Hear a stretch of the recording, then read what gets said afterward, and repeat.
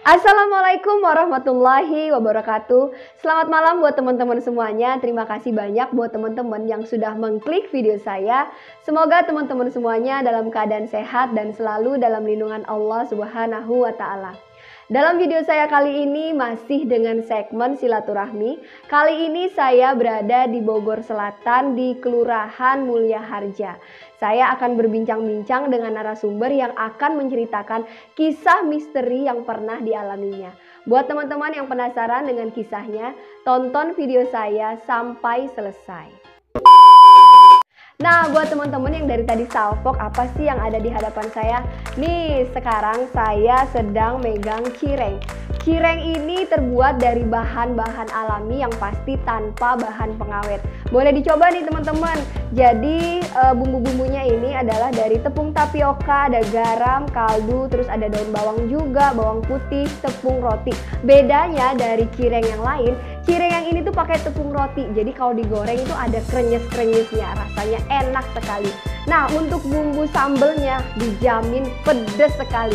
Buat teman-teman yang mau order boleh DM ke Instagramnya. Instagramnya itu enaki.cireng. Boleh dicobain, rasanya enak, pedesnya seperti mulut tetangga. Ay, ay, ay, ay.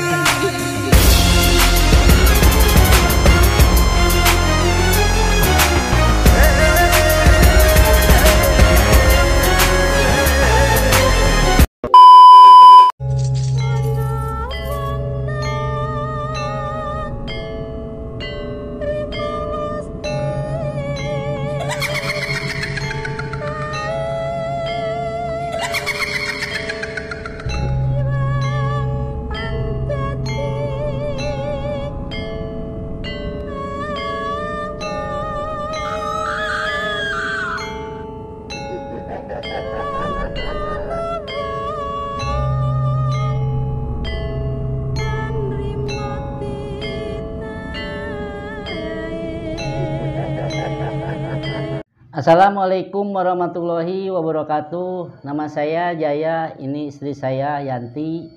Sekarang profesi saya usaha kecil-kecilan di rumah.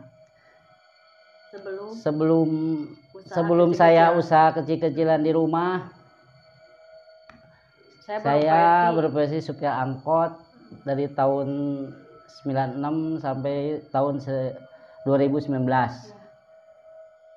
Seiring berjalannya waktu, penghasilan saya itu semakin berkurang sejak adanya angkot, ojek online itu gratis. Pokoknya sampai penghasilan saya itu tadinya 200 sehari, sampai ya lama-lama inilah sampai 50 sampai 50% lah. Ininya apa tuh penghasilan saya, sampai bahkan sampai nggak bawa pulang lah ke rumah gitu. Akhirnya saya itu berpikir ya, kalau lama-lama gini gimana gitu isi saya kalau nggak apa tuh penghasilannya begini, nggak tetap lah gitu. Saya ngobrol lah sama istri saya di beralih profesi. Cetuslah istri saya itu udah aja ya jualan ini apa, jualan ikan asin di pasar gitu.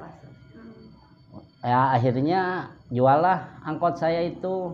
Terus udah saya jual angkot, akhirnya saya beralih profesi jualan ikan asin di pasar sama istri saya.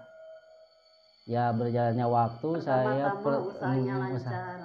usahanya lancar, rame lah gitu, sampai penghasilan itu dari pagi jam 6 sampai jam 10, jam 12 sampai 3 juta, 4 juta.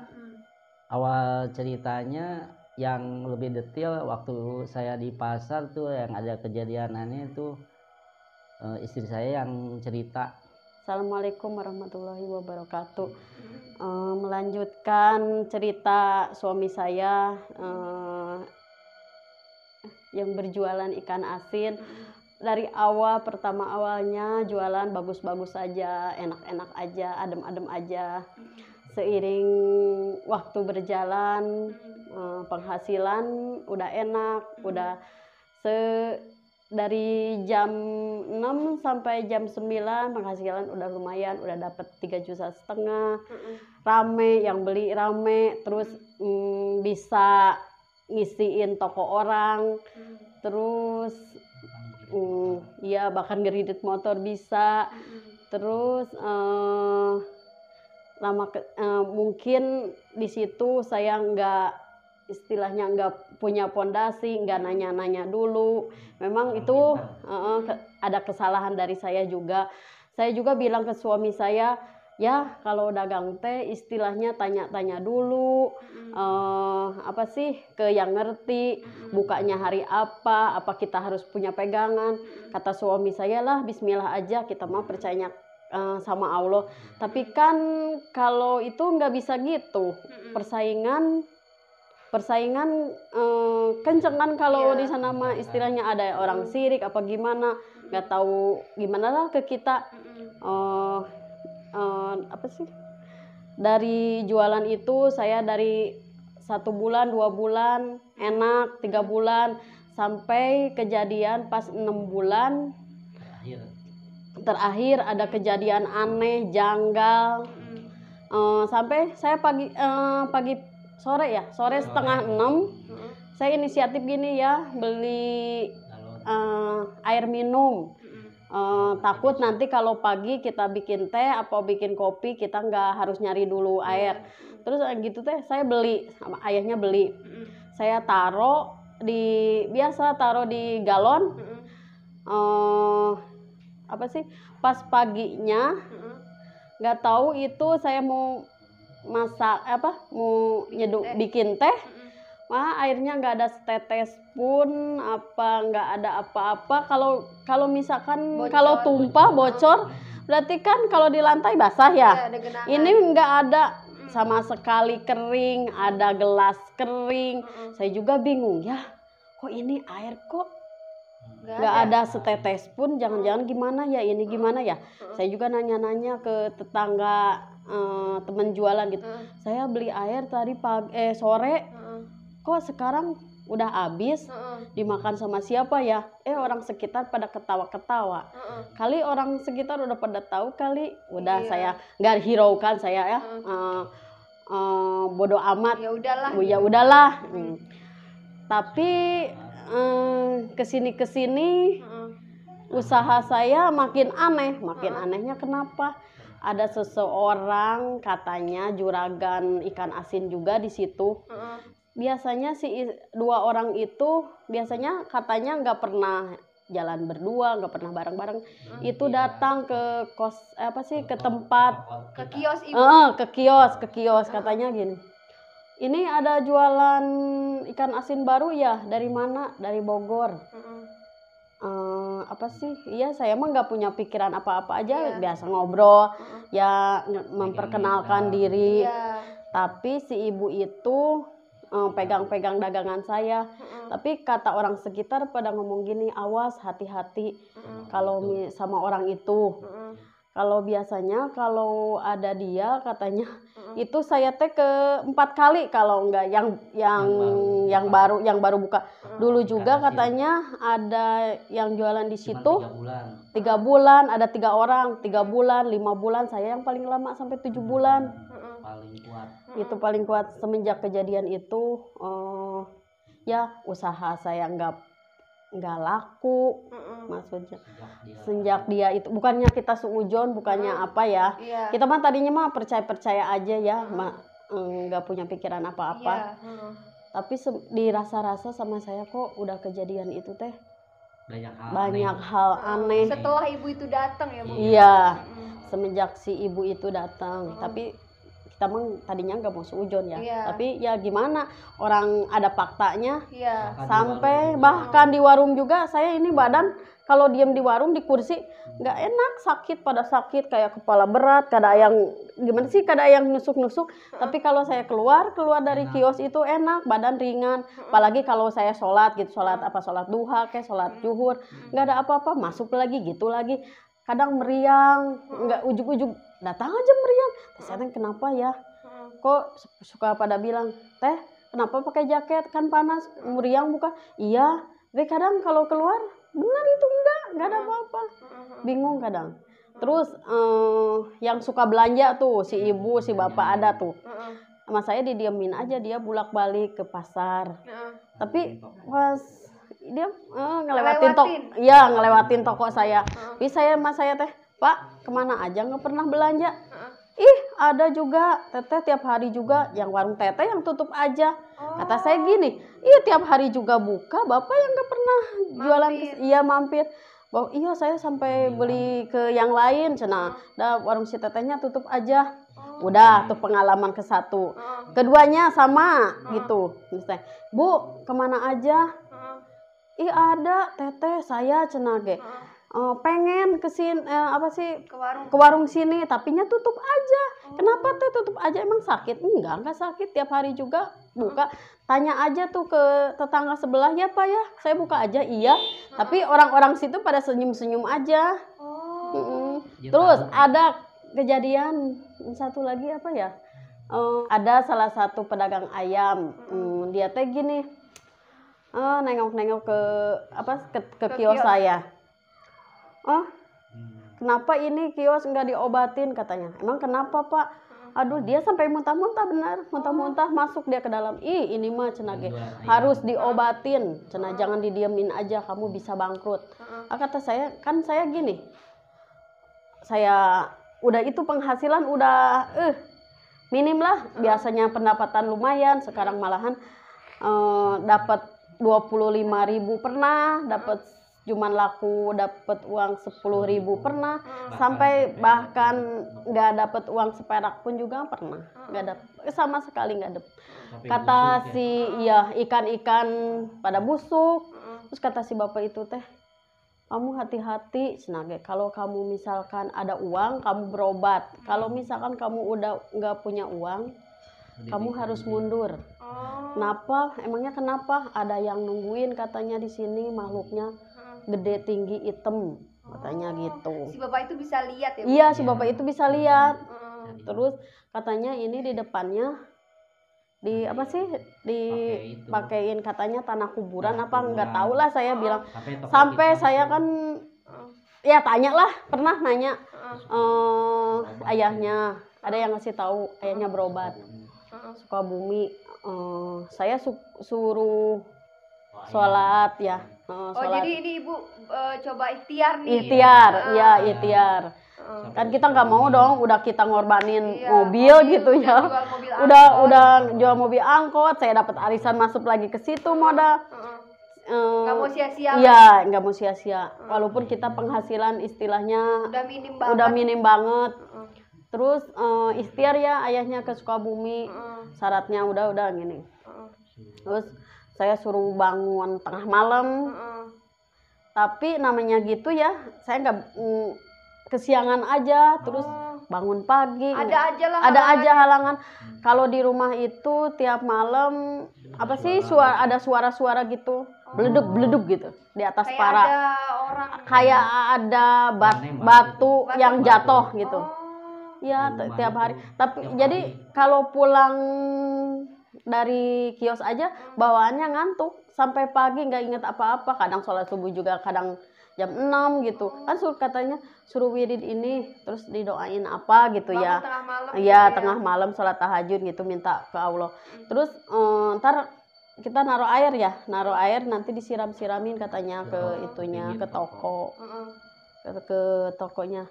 Tapi ya namanya kali dia lebih kuat kali ya daripada kita celaka. Mending kita daripada nyawa kita mundur aja. Berarti berapa bulan tuh Bu? 7 bulan. Kalau terjadinya itu sih sekitar 2 bulanan. Iya, iya 6 bulan apa 7 bulan? Yang lancar kan 6 bulan. Iya, yang lancarnya 6 bulan. Itu dari yang itunya. Kita diteror terus. 2 bulan ya. 2 bulan diteror terus. Iya, pas kita udah udah pamitan, udah tutup lah. Katanya ini paling jago. Katanya sampai bertahan 7 bulan. Kata tetangga yang kios di situ. Katanya paling kuat ini 7 bulan. Biasanya Biasanya 3 3 bulan, bulan, 2 2 bulan bulan. udah berhenti. Udah bangkrut. Iya, nggak tahu tuh itu. Emang sih persaingan Usaha. pasar Dahsyat usaha kalau ya. pasar itu. Walaupun Nggak sehat persaingannya. kita tahu di situ maksudnya banyak pesantren apa banyak ustadz-ustadz gitu, tapi nggak Nggak jadi ngejamin. jaminan ya. Iya. Takut. Itu kan karena emang personal dari Iya. orangnya aja ya. Iya benar. Nah, Ibu tahu nggak sih Bu kira-kira siapa nih yang ibaratnya yang nggak suka sama usaha Ibu? Ya paling juga nggak mungkin kan kalau misalkan kita jualan ikan asin Ya. musuhnya beras, Betul. yang jual beras nggak Iya. mungkin. Yang jualan ikan Pasti asin itu lagi. juga, tapi saya nggak mau Seujon. suujon Ya. ya. Itu mah kita serahkan aja ke Allah lah, biarin aja. Yang Allah penting yang mah balas ya. iya. Allah Ya yang balas. mungkin dia punya sirik apa gimana, udah hatinya gitu. Ya mungkin takut tersaingi apa Tapi Ibu gimana. tahu ya? Tahu. Tahu. Tahu. Memang Ada orang-orang situ yang bilang, Oh, oke. banyak nih yang bilang bukan ini satu dua. iya bukan 1 2. Awalnya mah emang sih kita niatnya ya kita mah ikut usaha lah di situ. Iya. Kita juga istilahnya sebenarnya ngomong dulu ya, kita mau jualan ikan di sini. Heeh. Istilahnya kalau misalkan terganggu, kalau apa istilahnya kita izin dulu lah. Iya. Tapi kan nggak tahu kan kalau di dalam hati dianya Iya. gimana. Oh, jadi udah izin lah sesama yang jual ikan asin juga. Iya. Ya namanya orang. Betul. Terus ada pengalaman yang lain gak sih Bu yang dibawa, misalnya di toko nih ada pengalaman seperti itu. Nah di rumah nih ada nggak kejadian-kejadian Ya kalau selain yang tadi Ibu dengar suara dari atas gitu? ya gitu aja, kadang suka berantem kadang. Oh. Iya, iya. jadi Awalnya itu gimana? kita gimana ya? Emosinya Kalau kayak- emosi, emosian emosi benar, aja. emosian. Pengen berantem aja gitu di Pal- rumah tuh. Panas gitu. Panas, Oh, jadi hawanya panas, hawanya. panas aja. Panas aja ya. Mm-mm. Pengen kalau mau berangkat ke pasar ya bangun udah misalkan udah jam 5 apa setengah 6 gitu. Kadang males. Oh. Bawaannya males aja awalnya. Tete kalau mau berangkat teh Ada berantem aja dulu Oh. gitu. Jadi emang aduh gimana caranya tuh biar nggak berangkat ke Mm, warung gitu iya ya. kayaknya Iya gitu. Diberatin lah langkahnya gitu. iya. Nih Bu, udah ikhtiar ke berapa orang pintar nih Bu? Berapa Waktu orang Ibu ya? dalam kondisi ibaratnya kondisi warung itu Iya. sedang terpuruk gitu. Ke Sukabumi pernah, tapi persyaratannya suruh bawa ayam hitam, air kelapa, sama uang 5 juta. Sedangkan di keuangan warung saya kan lagi menurun, nggak ada uang segitu. Ya udah saya, apalagi dengan persyaratannya kan ya, nggak srek sama hati saya, jadi saya mundur aja. Sampai ada yang nyaranin ke suami saya, katanya kalau pengen usahanya berhasil lagi, naik lagi, dia harus nginep di gunung, harus bersetubuh sama istri orang gitu ya. Tapi suami saya nggak mau, dulu saya juga nggak ngizinin, ngapain kayak gitu. Kita kan nggak istilahnya uangnya juga nggak manfaat. Iya. Kan hidup di dunia kan nggak selamanya, tapi kan Iya. kalau di akhirat selamanya. Jadi saya takut nyaranin ke suami saya, ya udah kita mundur aja, lebih baik hidup biasa aja tapi enak, nggak walaupun kalau misalkan kaya kita hasil dari gituan nggak mungkin manfaat kan. Betul. Walaupun kita banyak uang, kita apa sih ngasih sedekah kan nggak manfaat, Iya, terus betul. nggak ada pahalanya buat kita. Ya udah, Berarti itu sama aja kayak nyaranin buat ini ya, Bu, ya pesugihan, ya. iya kayaknya pesugihan kan. Kalau misalkan kita katanya ya, saya juga katanya apa sih, kalau kita pengen dapat sehari 10 juta ya dapat katanya. Ada yang nyaranin udah aja gitu, ya kan saya mau masih nggak mau lah kayak gitu, pengen usahanya normal aja aja. lah gitu ya. Iya. Nah nih Bu, setelah usaha Ibu bener-bener udah bangkrut, udah ibaratnya udah terpuruk lah gitu ya. Ibu tahu dari mana nih kalau misal usaha Ibu itu diguna-guna? Ya tetangga usaha, teman-teman dagang itu yang jualan sayuran, beras, ya ayam, daging gitu. Kita udah tutup nih, kita udah pamitan. Pak, saya pamit. katanya ini yang paling lama sampai kuat 7 bulan. Kenapa emang Pak? Ini mah dikerjain, kamu mah lawannya berat katanya. Kita harus punya modal banyak baru bisa ngalahin dia. Kan dia usahanya udah, partainya udah gede ya, udah kiosnya udah gede. Maksud saya mah ya, saya mah mikirnya situ tadinya mah pengen niatnya juga usaha, nggak mau perang itu ini ya. Tapi pas saya mau udahan gitu, orang-orang sekitar itu pada baru bilang katanya dikerjain, dikasih tanah kuburan, dikasih ini itu. Kan saya kan rumahnya jauh.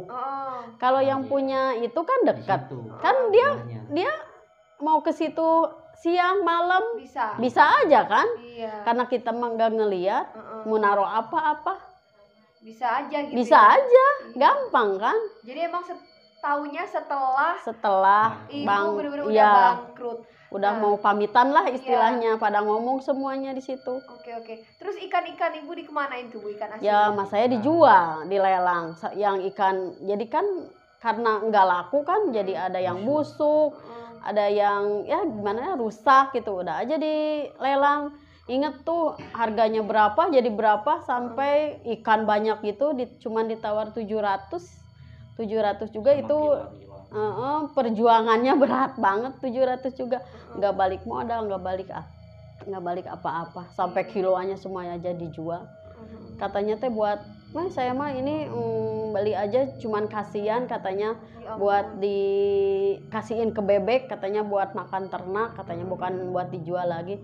Ya udah daripada nggak laku, nah, namanya juga ikannya juga udah busuk, udah jadi ikan itu busuk. Biasanya kan ikan yang lain awet berapa hari gitu, berapa minggu, itu bener, itu mah busuk kedadak aja, sampai belatung, sampai loncat-loncat. Ya Allah.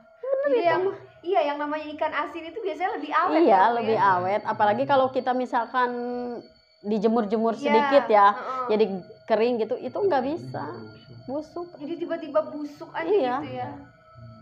Nggak tahu tuh, wallahu alam. Nah nih Bu, setelah usaha Ibu bangkrut, jadi otomatis kan Ibu udah nggak ada penghasilan nih. Nah sampai ibaratnya udah selesai di toko itu, sampai di rumah nih gimana kondisinya Bu? Atau Ibu masih ngerasa kayak ada yang gangguin nih atau enggak gitu? Enggak sih, biasa aja, jadi normal lagi. Oh jadi udah putus di situ aja ya? Udah putus.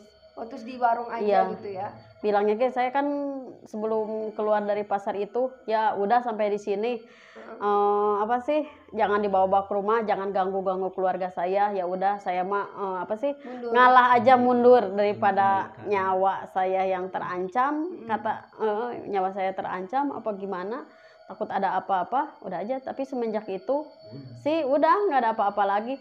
Suara-suara yang apa di rumah nggak pernah ada lagi. Gangguan ribut kayak sakit kepala apa badan nggak pernah lagi, nggak pernah. Jadi benar-benar udah langsung hilang gitu ya? Alhamdulillah, mungkin kita ikhlas apa gimana, pasrah sama Allah. Jadi kali sama Allah dijabah apa gimana, nggak tahu. Iya. Nah sekarang kesibukan Ibu apa nih Bu setelah usaha dari ikan asin Ibu bangkrut? Ya saya usaha kecil-kecilan aja, belajar di rumah. Kadang bikin-bikin kue, ada yang pesen. Kadang ikut kakak saya suka masak yang di hajatan, saya yang ikut-ikutan aja gitu. Ada yang ya nyuruh apa kek, kadang saya mau aja. Kadang ada yang pesen kue bolu, saya bikinin. Yang ngajak bantu-bantu apa. Iya, si Bapak narik angkot lagi. Cuman nggak lama. Karena kita punya usaha kecil-kecilan kan, jadinya saya nggak ada yang nganter. Iya, jadi fokus aja. Jadi fokus aja, istilahnya bismillah lah, usaha kecil-kecilan dulu. Mudah-mudahan lancar ke depannya. Iya, nah, terus dengan kejadian yang Ibu alami nih Bu, gimana perasaannya sekarang? Trauma atau enggak sih Bu kalau ditanya? Kayaknya kalau usaha kita di luar gitu ya. Kayaknya agak trauma ya, masalahnya takut, soalnya udah ngerasain kan rasanya gimana. Mendingan sekarang mah di rumah aja lah, online aja. Iya, jadi emang Ibu ini setelah kejadian yang dialami oleh Ibu saat jualan di kios di pasar, Jadi sekarang untuk berjualan lagi kalau ditanya udah trauma nih kayaknya teman-teman. Jadi Iya, sekarang usaha yang Ibu jalani adalah usaha kecil-kecilan, usaha online di rumah. Iya. Nih Bu, boleh kasih saran gak sih Bu atau pesan yang boleh disampaikan buat teman-teman? Jadi teman-teman mungkin yang mau membuka usaha bisa lebih berhati-hati, atau Ibu mempunyai pesan-pesan tersendiri lah buat teman-teman, mungkin boleh disampaikan Bu. Buat teman-teman, saran dari saya kalau mau mulai usaha, tanya-tanya dulu, jangan apa sih langsung usaha. Walaupun ya rezeki emang Allah yang ngatur, tapi kan kita harus punya pondasi lah istilahnya, harus punya pegangan. Ternyata usaha itu nggak bisa kata bismillah dulu. Emang bukannya kita nggak percaya sama Allah ya, tapi ya namanya persaingan di pasar apa di mana di toko, Di dunia dasar di dunia usaha, apa sih, bener berat. Saya ngerasa, saya yang ngerasain gitu istilahnya. Kalau yang mau usaha bisa tanya dulu ke siapa ke yang ngerti lah istilahnya di bidang usaha kita. Nah, buat teman-teman semuanya, terima kasih banyak buat teman-teman yang telah mendengarkan kisah dari Pak Jaya dan Ibu Yanti. Semoga teman-teman yang mendengarkan kisah ini dapat mengambil pelajaran dan hikmah dari kisah yang diceritakan dari Ibu Yanti dan Pak Jaya. Saya mohon maaf apabila terdapat kekurangan dalam video saya kali ini. Dan buat teman-teman yang baru bergabung, jangan lupa terus dukung channel saya dengan cara klik tombol subscribe. Jangan lupa nyalakan loncengnya supaya teman-teman mendapatkan notifikasi apabila saya mengupload video terbaru. Jangan lupa di like, di komen, dan jangan lupa dibagikan ke media sosial teman-teman yang lainnya. Dan apabila teman-teman ingin membagikan kisah-kisah misteri yang teman-teman alami, boleh teman-teman DM ke Instagram saya. Dan apabila teman-teman ingin bergabung dalam segmen silaturahmi, boleh banget teman-teman kirim ke DM Instagram saya. Jadi teman-teman bisa menceritakan secara langsung seperti yang Pak Jaya dan Ibu Yanti lakukan sekarang. Dan apabila saya diberi kesempatan dan kesehatan, insya Allah saya bersama tim akan mendatangi teman-teman semuanya. Saya Rahayu Fajri, Pak Jaya dan Ibu Yanti pamit undur diri. Wassalamualaikum warahmatullahi wabarakatuh.